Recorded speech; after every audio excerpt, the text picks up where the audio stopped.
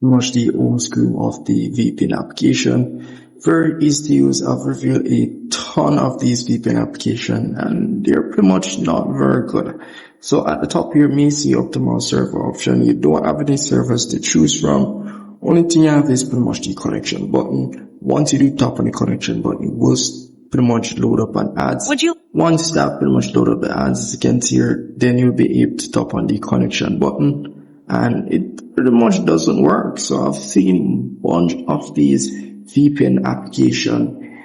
Either they are slow, either they can't connect, either the servers doesn't work, either there's just a bunch of reasons why you should not use these VPN application. I don't really pretty much think they're safe.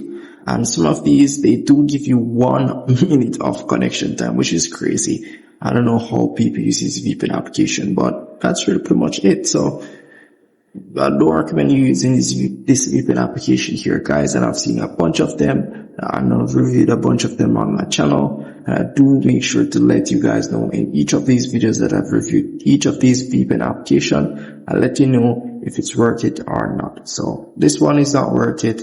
And if I've missed anything at all, and you have any questions as it relates to this VPN application here, just let me know in the comment section. See if we can help you.